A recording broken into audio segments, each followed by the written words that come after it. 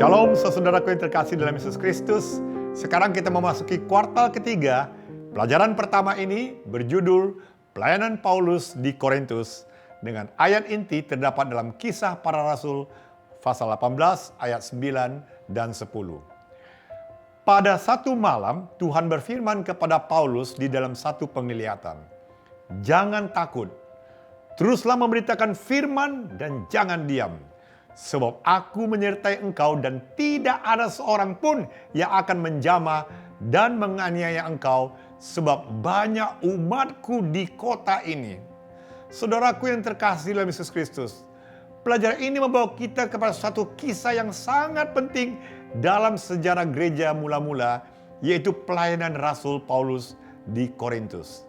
Perhatikan ayat kuncinya saudara. Dalam Kisah Para Rasul pasal 18 ayat 9 dan 10 ini dikatakan, jangan takut.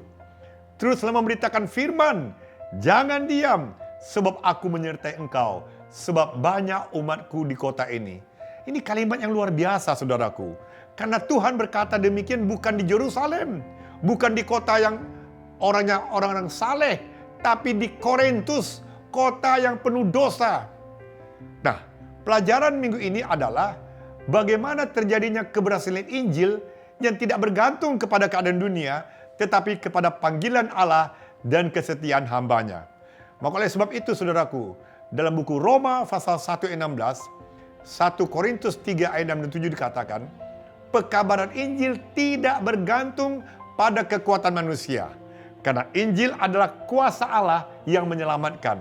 Dan manusia hanya bekerja, tetapi Tuhanlah yang memberi hasilnya. Dan yang lebih menarik saudaraku, Korintus ini adalah gambaran dunia di akhir zaman. Kalau kita membaca Wahyu pasal 3 ayat 17 dan 2 Timotius pasal 3 ayat 1-5, apa itu ciri utama gereja di akhir zaman? Adalah mereka kaya dan merasa rohani tapi kehilangan kuasa Allah. Mereka memiliki bentuk peribadatan namun hidup mereka tanpa kehidupan Kristus. Nah, mari kita coba simak mulai hari Minggu sampai hari Kamis. Kita mulai pelajaran hari Minggu dengan tema Paulus adalah seorang Rasul Yesus yang dipanggil Allah. Saudaraku, Paulus, dia memulai suratnya dengan kalimat yang sederhana. Kalau kita baca 1 Korintus pasal 1 ayat 1, dari Paulus yang dipanggil menjadi Rasul Kristus Yesus oleh kehendak Allah. Dan Paulus tahu siapa dirinya. Ia bukan rasul karena manusia memilihnya. Makanya dalam Galatia pasal 1 ayat 1 dan Roma pasal 1 ayat 1, identitas rohani yang sejati tidak berasal dari manusia, tetapi dari Allah. Dipanggil oleh Kristus dan diserahkan sepenuhnya hidupnya untuk Injil. Jadi identitas Paulus, saudaraku, berdiri atas 3 dasar. Yang pertama, ketika ia berjumpa dengan Kristus. Kalau saudara membaca 1 Korintus 15 ayat 8-9 dan Kisah Para Rasul pasal 9 ayat 3 dan 6, panggilan sejati itu lahir dari perjumpaan dengan Kristus. Sebab orang yang benar-benar bertemu Yesus tidak akan hidup sama seperti sebelumnya. Paulus melihat Kristus yang bangkit dan dia berubah. Dan yang kedua saudaraku, Paulus dia merespon panggilan Allah. Galatia 1 ayat 15-16 dan Yeremia 1 ayat 5 disebutkan bahwa pelayanan sejati dimulai dari rencana Allah yang lebih dahulu bekerja. Karena Tuhan memanggil hambanya sebelum mereka menyadari panggilan itu sendiri. Jadi Paulus dipilih sejak dalam kandungan. Yang ketiga, Paulus menunjukkan identitas dirinya menjadi surat Kristus atau terlihat dari buah pelayanannya. Jika saudara membuka Alkitab 1 Korintus pasal 9 ayat 2 dan 2 Korintus 3 ayat 2 dan 3, di situ jelas disebutkan, pelayanan yang sejati dibuktikan bukan oleh kata-kata, tapi oleh kehidupan yang diubahkan. Sebab jemaat yang bertumbuh adalah surat Kristus yang hidup. Dengan kata lain, jemaat adalah materai kerasulannya. Dan tanpa identitas rohani yang jelas, maka pelayanan akan kehilangan arah. Kalau kita membuka Efesus 2 ayat 10, tidak ada orang percaya yang hidup tanpa tujuan. Karena kita diselamatkan bukan hanya untuk percaya, tapi untuk dipakai dalam pekerjaan Allah. Dan inilah masalah jemaat Korintus. Gereja masih hidup secara duniawi dan belum dewasa secara rohani. Dalam 1 Korintus 1 ayat 12 dan 1 Korintus 3 ayat 3 dan 4 dikatakan, ketika jemaat lebih mengikuti manusia daripada Kristus, itu adalah tanda bahwa gereja masih hidup secara duniawi dan belum dewasa secara rohani. Mereka kehilangan identitas. Mereka menjadi pengikut manusia. Makanya Paulus mengingatkan, gereja bukan milik pemimpin, tapi gereja adalah milik Kristus. Dalam 1 Korintus pasal 1 ayat 13 dan Efesus 1 ayat 22 sampai 23 menekankan, perpecahan bisa terjadi ketika manusia ditinggikan, tetapi persatuan terjadi ketika Kristus diakui sebagai satu-satunya kepala gereja. Oleh sebab itu, Roh Nubuat mengatakan, kehidupan Paulus dipenuhi dengan Kristus. Juru selamat menjadi tema pikiran dan perkataannya. Saudara bisa baca dalam Kisah Para Rasul halaman 246. Nah, apa aplikasinya bagi jemaat Laodikia hari ini? Masalah terbesar gereja di akhir zaman bukan kekurangan pengetahuan, tapi masalah terbesar adalah identitas yang mulai kabur, mulai pudar, dan bahkan mulai padam. Dalam 2 Timotius 3 ayat 5 dan Wahyu pasal 3 ayat 15-17, ciri utama jemaat Laodikia adalah merasa rohani, tapi sebenarnya mereka miskin di hadapan Allah. Mereka memiliki bentuk ibadah, namun hidup tanpa kuasa Kristus. Memiliki bentuk ibadah, tapi tidak memiliki kuasa. Nah, Tuhan tidak memanggil semua orang menjadi rasul, saudaraku. Tapi semua orang dipanggil menjadi milik Kristus.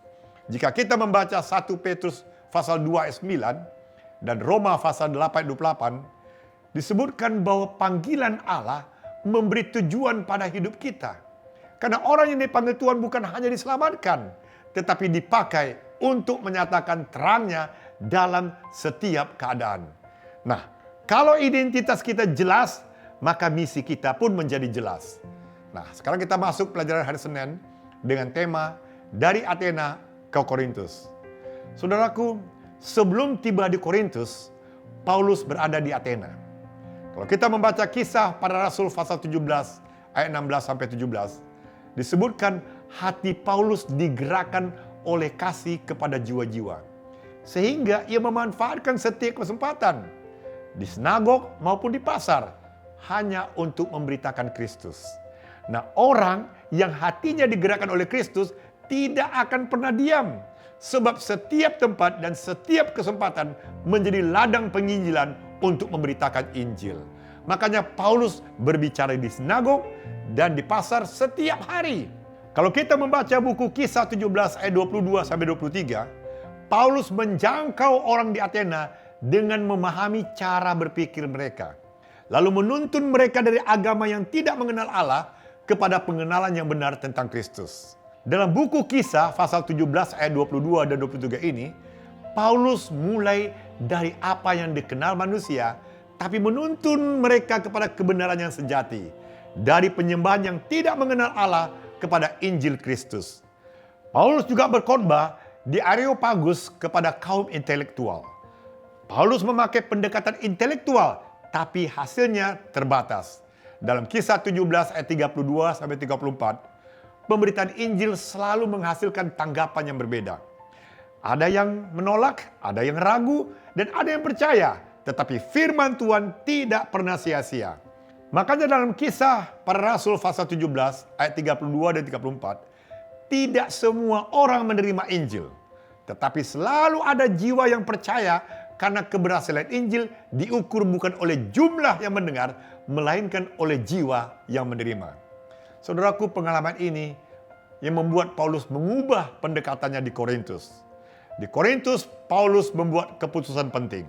Kalau kita membaca 1 Korintus 2 ayat 2, inilah kata Paulus, "Aku telah memutuskan untuk tidak mengetahui apa-apa selain Yesus Kristus yang disalibkan."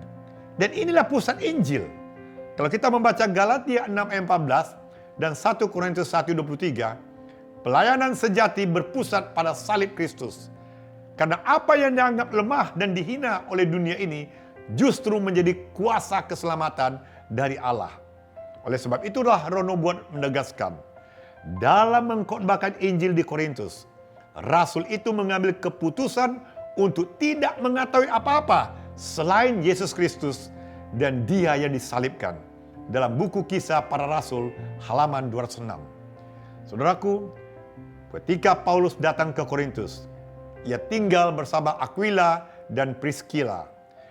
Mereka pembuat tenda. Makanya dalam Kisah Para Rasul pasal 18 ayat 2 dan 3, Paulus menunjukkan bahwa seorang hamba Tuhan tidak selalu hidup dari mimbar, sebab pekerjaan yang sederhana pun dapat menjadi sarana untuk memberitakan Injil. Jadi saudara, Paulus bekerja sambil menginjil. Dan 2 Tesalonika 3 ayat 8 sampai 9 dan Kisah Para Rasul pasal 20 ayat 34 dan 35, pelayanan yang sejati dibuktikan melalui pengorbanan. Karena seorang hamba Tuhan bekerja bukan untuk dilayani, tapi untuk melayani dan menolong orang lain. Makanya Paulus berkhotbah setiap Sabat. Kalau kita membaca Kisah Para Rasul pasal 18 ayat 4 dan pasal 17 ayat 2, pelayanan Paulus bukan pekerjaan sesaat, tetapi kebiasaan hidupnya karena ia setia membuka kitab suci dan mengajar firman Tuhan setiap Sabat. Dan Paulus tinggal di Korintus 1,5 tahun lamanya. Dalam buku Kisah 18 ayat 11 dikatakan, pertumbuhan rohani tidak terjadi secara cepat. Karena itu Paulus membangun jemaat melalui pengajaran firman Tuhan yang tekun dan berkelanjutan. Inilah pelayanan yang teratur. Bukan pelayanan emosional, bukan pelayanan sementara, tetapi pelayanan yang tekun, terus menerus dan berkesinambungan. Dan jika kita membaca buku Galatia 6 ayat 9 dan 1 Korintus 15 ayat 58, disebutkan kesetiaan dalam pekerjaan Tuhan tidak bergantung pada hasil yang segera bisa terlihat. Karena setiap jerih payah bagi Tuhan pasti memiliki nilai kekal. Makanya pelajaran berharga buat kita hari ini dari pengalaman Paulus adalah, gereja modern sering mengandalkan metode, program, teknologi, strategi marketing. Tetapi jangan lupa Injil bertumbuh ketika Kristus ditinggikan. Makanya dalam Yohanes pasal 12 ayat 32 dan Zakaria 4 ayat 6 dikatakan, keberhasilan Injil tidak ditentukan oleh kemampuan manusia, tapi oleh kuasa Roh Allah. Karena Kristus yang ditinggikanlah yang menarik manusia kepada keselamatan. Nah, sekarang kita masuk pelajaran Selasa dengan tema kota Korintus. Saudaraku, sekarang kita melihat kotanya. Korintus ini adalah kota penting pada zaman dunia Romawi. Dan Kisah Para Rasul 18 ayat 1 dan 3 dikatakan, pelayanan Paulus di Korintus dimulai dengan hidup di tengah masyarakat. Dia bekerja bersama mereka karena Injil yang paling efektif diberikan ketika hamba Tuhan hadir dekat bersama-sama dengan manusia. Dan ibu kota provinsinya adalah Akaya. Dalam Roma 16 ayat 23, kemajuan Injil tidak bergantung kepada satu orang saja. Karena Tuhan membangun pekerjaannya melalui banyak orang yang setia dalam pelayanan bersama. Nah, Korintus juga memiliki 2 pelabuhan besar. Selain pusat perdagangan internasional, tapi dia kaya dan kota yang termaju. Tetapi juga kota yang rusak, saudaraku. Karena Korintus adalah kota pluralisme agama. Kalau kita baca 1 Korintus 8 ayat 5 dan 1 Korintus 10 ayat 20 dikatakan, pluralisme agama ini tidak membawa manusia kepada kebenaran. Karena banyak Allah yang disembah manusia, tapi hanya Allah yang benar yang memberi keselamatan. Agama di mana-mana, tapi kebenaran tidak ada. Dan dalam Yesaya 44 ayat 9 dan 10, berhala, saudaraku, tidak dapat menyelamatkan. Karena Allah yang dibuat manusia hanyalah ciptaan yang tidak memiliki kuasa untuk menolong. Dan kota Korintus terkenal dengan amoralitas. Kalau kita baca 1 Korintus 5 ayat 1 dan 1 Korintus 6 ayat 9 dan 10, gereja tidak dapat menjadi kudus dikatakan jika dosa dibiarkan. Karena kehidupan yang tidak bertobat tidak sejalan dengan kerajaan Allah. Makanya Paulus memperingatkan tentang percabulan, penyembahan berhala, dan sensualitas menjadi bagian kehidupan sehari-hari. Dalam Roma pasal 1 ayat 24 dan 27. Kemerosotan moral dimulai ketika manusia meninggalkan Allah. Karena hati yang menjauh dari kebenaran, saudaraku, akan dikuasai oleh keinginan yang merusak. Makanya roh nubuat menegaskan, sekali Injil ditegakkan di Korintus, maka Injil akan dengan mudah dikomunikasikan ke seluruh penjuru dunia. Saudara bisa baca dalam buku Sketches from the Life of Paul, halaman 99. Sebagai pelajaran besar, saudaraku, dunia sekarang adalah Korintus modern. Kaya, sibuk, pluralistik, dan sensual. Dan 1 Yohanes 2 ayat 15-17 dan Yakobus 4 ayat 4 mengatakan, tidak mungkin setia kepada Kristus sambil mencintai dunia. Karena persahabatan dengan dunia berarti kita menjauh dari Allah. Tetapi Tuhan tetap bekerja, saudaraku. Dalam Yesaya 55 ayat 11 dan Matius 24 ayat 14, kemajuan Injil adalah kepastian ilahi. Karena firman Tuhan pasti menghasilkan buah dan Injil akan menjangkau seluruh dunia sebelum kesudahan tiba. Nah, sekarang kita masuk pelajaran hari Rabu dengan tema banyak umatku di kota ini. Saudara, Paulus menghadapi penolakan. Kalau kita baca kisah para rasul pasal 18 ayat 6 dan 2 Timotius 3 ayat 12, dikatakan perlawanan terhadap Injil bukan tanda kegagalan. Karena mengikut Kristus berarti kita harus siap menghadapi penolakan dari dunia. Mereka melawan dan menghujat. Makanya Paulus sempat mengalami ketakutan. Kalau kita baca 1 Korintus pasal 2 ayat 3 dan 2 Korintus 7 ayat 5, Paulus dikatakan melayani bukan dalam kekuatan dirinya sendiri. Sebab ia sering bekerja dalam kelemahan dan tekanan. Namun ia tetap setia kepada panggilan Tuhan. Pelayanan Paulus, saudaraku, menunjukkan ada kuasa Injil yang tidak lahir dari kekuatan manusia. Karena Tuhanlah yang bekerja melalui hamba yang lemah dan penuh pergumulan. Bayangkan, saudaraku, rasul besar seperti Paulus pun takut. Dan ia hampir meninggalkan kota Korintus. Tapi Tuhan berbicara. Dalam kisah 18 ayat 9-10, Tuhan menguatkan hambanya dalam pelayanan dengan janji penyertaannya. Sebab ia telah menyediakan jiwa-jiwa yang siap menerima Injil bahkan sebelum kita menemukannya. Dengan kata lain, saudaraku, kisah 18 ayat 9 dan 10 ini mencatat bahwa keberanian dalam pelayanan lahir dari janji Tuhan. Karena di setiap tempat Tuhan telah memiliki umat yang menunggu untuk dipanggil kepada keselamatan. Dengan kalimat, jangan takut, aku menyertai engkau dan banyak umatku di kota ini. Makanya roh nubuat menegaskan, ketika Paulus hendak meninggalkan Korintus, Tuhan berkata, jangan takut, banyak umatku di kota ini. Anda bisa baca dalam buku Sketches from the Life of Paul, halaman 106 sampai 107. Dan hasilnya, saudaraku, luar biasa. Ketika kita membaca kisah para rasul pasal 18 ayat 8, Yesaya 55 ayat 11 disebutkan, keberhasilan Injil tidak bergantung pada banyaknya penolakan. Karena firman Tuhan pasti menjangkau jiwa-jiwa yang telah dipersiapkannya. Krispus, kepala sinagog, akhirnya percaya.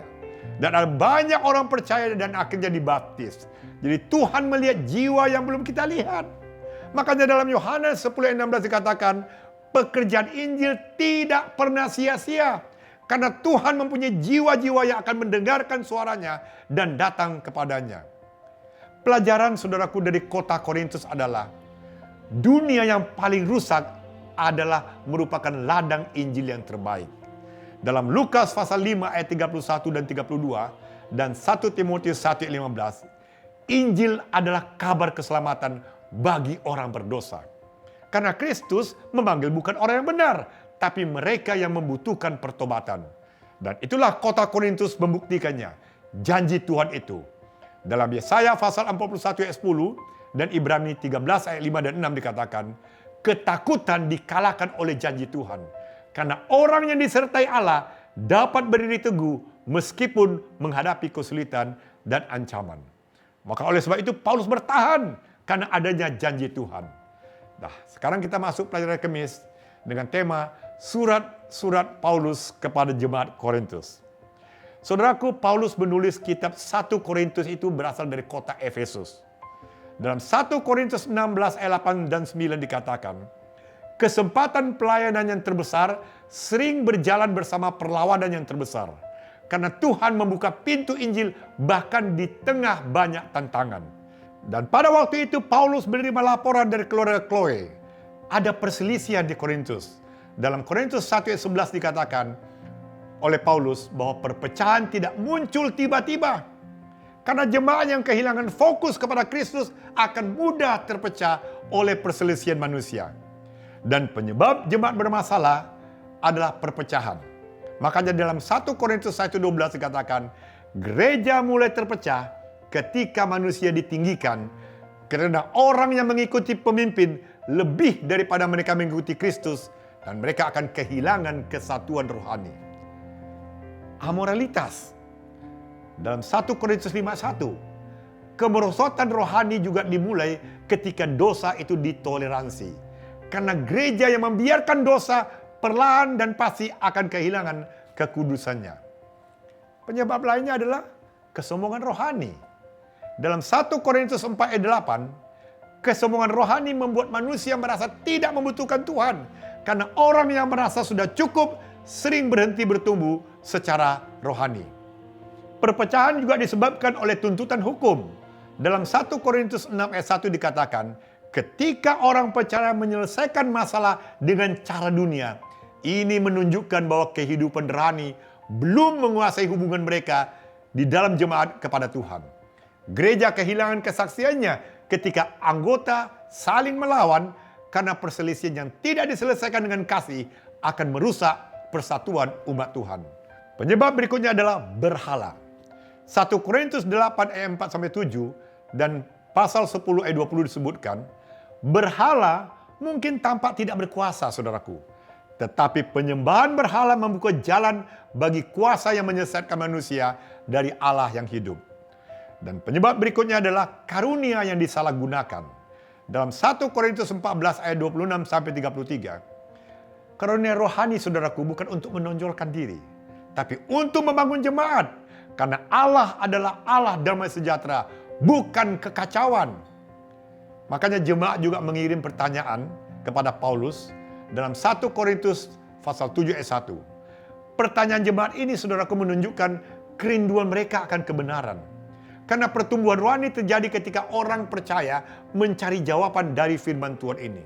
Dan Paulus menjawab tentang pernikahan dalam 1 Korintus pasal 7, mengenai makanan berhala dalam 1 Korintus 8 sampai 10, mengenai ibadah dalam 1 Korintus pasal 11, mengenai karunia dalam 1 Korintus 12 sampai pasal 14, dan mengenai kebangkitan dalam 1 Korintus pasal 15. Tetapi yang paling menyentuh adalah 2 Korintus 2 ayat 4. Aku menulis dengan banyak air mata. Ini menunjukkan, saudaraku, Paulus menangis bagi jemaat. Ini bukan teologi yang bersifat dingin, tapi inilah kasih yang sejati. Dalam 2 Korintus 11 ayat 28 dan Filipi 1 ayat 8, seorang hamba Tuhan yang sejati tidak hanya bekerja bagi jemaat, tapi membawa jemaat di dalam hatinya dengan kasih Kristus. Makanya tidak heran, saudaraku, tulisan Roh membuat mengatakan, surat-surat Paulus yang kuat diterima oleh jemaat sebagai firman Tuhan. Saudara bisa baca dalam Sketches from the Life of Paul, halaman 109. Apa yang bisa kita pelajari dari surat-surat Paulus kepada jemaat Korintus? Pertama, saudaraku, gereja dipelihara melalui firman. Kolose 1 ayat 28 dan 2 Timotius 3 ayat 16-17. Firman Tuhan memelihara gereja dan membentuk karakter orang percaya. Karena melalui kitab suci, umat Tuhan dipersiapkan menjadi dewasa secara rohani di dalam Kristus. Dan surat Paulus juga menjaga jemaat. Nah, sebagai refleksi bagi kita jemaat Laodikia, saudaraku, kota Korintus dan surat Korintus adalah cermin jemaat di akhir zaman. Kalau kita baca Wahyu 3:17, kesombongan rohani itu ada sesungguhnya menipu hati manusia. Karena orang yang merasa tidak kekurangan apapun sering tidak menyadari kebutuhan akan Kristus. Korintus kota yang kaya, tapi dalam Yakobus 5 ayat 1 dan 3 dikatakan, kepercayaan kepada kekayaan adalah penipuan rohani. Karena harta duniawi akan binasa, tapi kehidupan yang tidak dipersiapkan akan menghadapi penghakiman Allah. Laodikia juga kaya. Artinya Korintus berkarunia dalam 1 Korintus 1 ayat 7. Laodikia juga berkarunia, artinya Korintus aktif dalam 1 Korintus 14 ayat 26. Dan Laodikia juga aktif, tetapi tidak dewasa, Ibrani 5 ayat 12 sampai 14. Tidak kudus, Ibrani 12 ayat 14. Dan bahkan tidak berpusat pada Kristus, Kolose 2 ayat 6 dan 8. Sebagai kesimpulan saudaraku, pelayanan Paulus di Korintus memberi 5 pelajaran besar.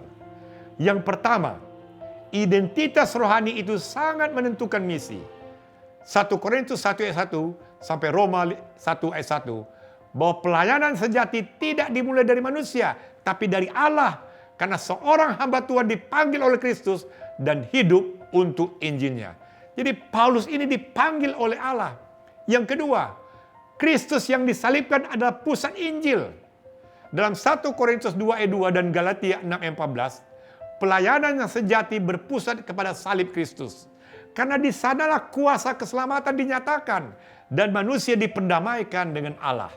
Yang ketiga, dunia yang paling rusak adalah sebenarnya ladang Injil terbaik. Dalam Lukas 19 ayat 10 dan Roma 5 ayat 20 menyebutkan dosa yang besar bukan penghalang bagi keselamatan. Karena di tempat dosa bertambah banyak, kasih karunia Allah bekerja lebih besar untuk menyelamatkan yang hilang. Dan itulah Korintus sudah membuktikannya. Yang keempat, Tuhan mempunyai umat yang belum dipanggil. Dalam Kisah pasal 18 ayat 10, Yohanes 10 ayat 16, pekerjaan Injil berjalan dengan kepastian surgawi. Karena di setiap tempat Tuhan mempunyai jiwa-jiwa yang akan mendengar suaranya dan datang kepadanya. Yang kelima, gereja dipelihara melalui firman. Dalam 2 Timotius 3 ayat 16 dan Efesus 4 ayat 11 sampai 13, gereja bisa bertumbuh hanya melalui firman Tuhan dan pelayanan yang benar. Karena Tuhan mempersiapkan umatnya melalui kitab suci sampai mereka mencapai kedewasaan di dalam Kristus. Dan surat Paulus menjaga jemaat, saudaraku. Makanya Roh Nubuat menutup dengan satu kalimat, sebuah jemaat besar berdiri di bawah panji Yesus Kristus. Anda bisa baca dalam Sketches from the Life of Paul, halaman 107. Saudaraku yang kekasih, Korintus adalah gambaran dunia sekarang. Tapi janji Tuhan tetap berlaku. Kisah 18 ayat 10, masih banyak umatku di kota ini. Jadi pertanyaan saudara bukan apakah ada umat Tuhan. Tapi pertanyaannya, apakah kita mau dipakai Tuhan seperti Paulus? Kalau kita membaca Yesaya 6 ayat 8, Matius 28 ayat 19-20, iman yang sejati selalu menghasilkan pengutusan. Karena setiap orang yang menjawab panggilan Tuhan dipanggil untuk memberitakan Injil kepada orang lain. Karena Tuhan masih mencari orang yang memiliki identitas yang jelas, menjadikan Kristus sebagai pusat, dan berani bersaksi dan setia sampai akhir. Makanya dalam Wahyu 14 ayat 12 dikatakan, kesetiaan adalah tanda sebagai umat Allah yang sejati. Karena di tengah dunia yang menentang kebenaran, umat Tuhan tetap memelihara perintahnya dan iman kepada Yesus. Kiranya Tuhan memberkati kita semua.